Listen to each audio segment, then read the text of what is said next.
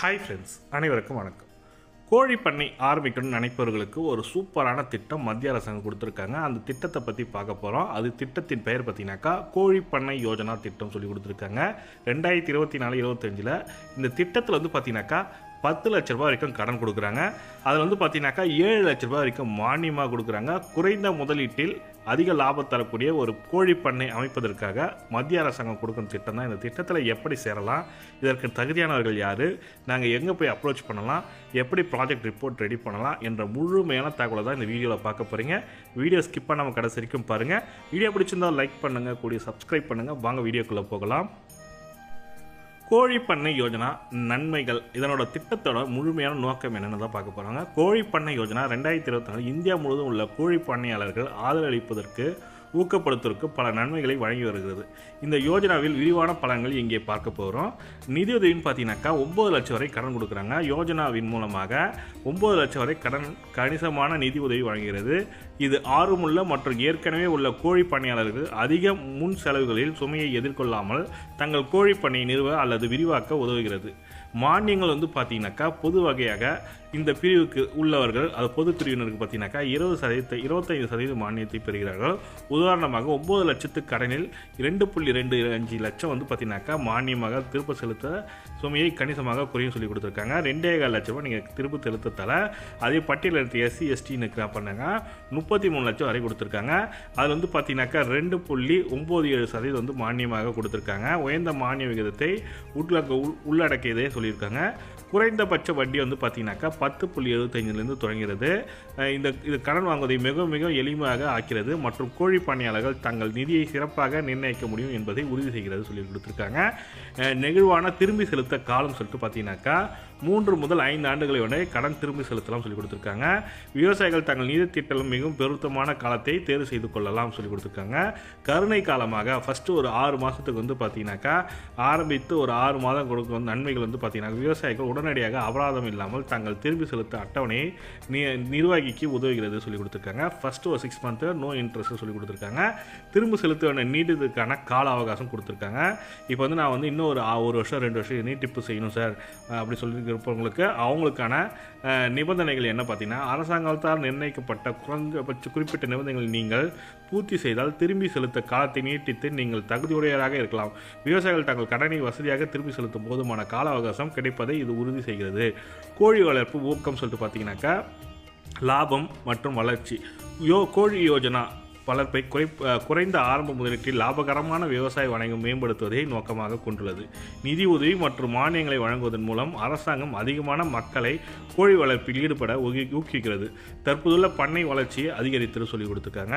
பலதரப்பட்ட மக்களின் பயனாளிகள் ஆதரவு பார்த்தீங்கன்னாக்கா SC ST பிரிவின் ஒவ்வொரு மானிய விகிதத்தையும் வழங்குவதன் மூலம் பல பயனாளிகள் நிதி ஆதாரத்தை பயன்படுத்தி உள்கட்டமைப்பு பொருளாதார வளர்ச்சியை மேம்படுத்த இந்த யோஜனா திட்டம் உறுதி செய்கிறது சொல்லி கொடுத்துருக்காங்க. அரசு ஆதரவு பார்த்தீங்கன்னாக்கா நம்பிக்கை நம்பகத்தன்மையோட மத்திய அரசாங்கம் யோஜனா கொடுத்துருக்காங்க. பயனாளிகள் பாதுகாப்பு நம்பிக்கை வழங்குகிறது சொல்லி கொடுத்துருக்காங்க. எளிமைப்படுத்தப்பட்ட விண்ணப்பிக்க முறை, எளிதான முறையில் விண்ணப்பிக்கலாம். யோஜனாவுக்கு விண்ணப்பிக்க செய்யும் முறையானது நேரடியாக உங்கள் அருகில் உள்ள ஸ்டேட் பேங்க் ஆஃப் இந்தியா கிளை சென்று நியமிக்கப்பட்ட கடன் திட்டமிடல் அதிகாரியை சந்தித்து தேவையான ஆவணங்களுடன் உங்கள் விண்ணப்பத்தை சமர்ப்பிக்கலாம். இதன் மூலம் விவசாயிகளுக்கு தங்கள் தேவையான நிதியுதவியை எளிதாக பெற முடியும் சொல்லி கொடுத்துருக்காங்க. இந்த முத்ரா லோன் சொல்லுவாங்கள்ல, முத்ரா லோனோட திட்டம் தான் இந்த திட்டம்னா.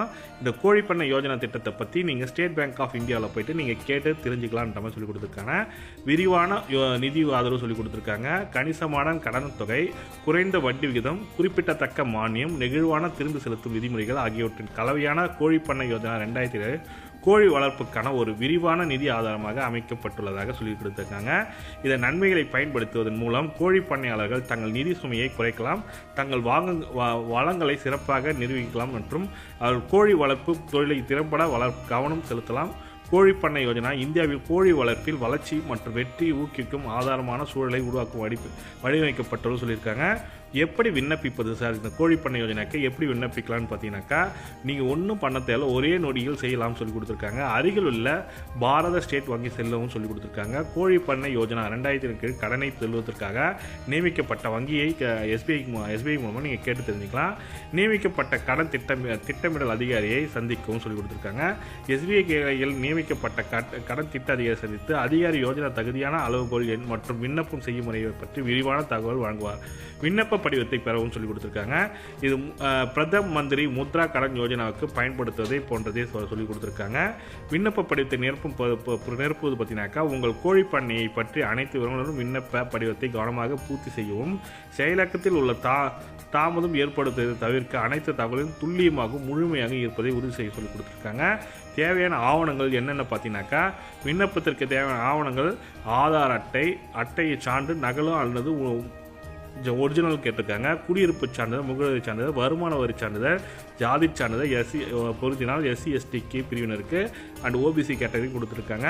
வங்கி கணக்கு எண், கடன், அப்புறம் கோழிப்பண்ணை திறக்க அனுமதி, கோழிப்பண்ணை நடத்துவதற்கான தேவையான அனுமதி மற்றும் உரிமம் உங்கள் பஞ்சாயத்து போர்டில் வாங்கணும்.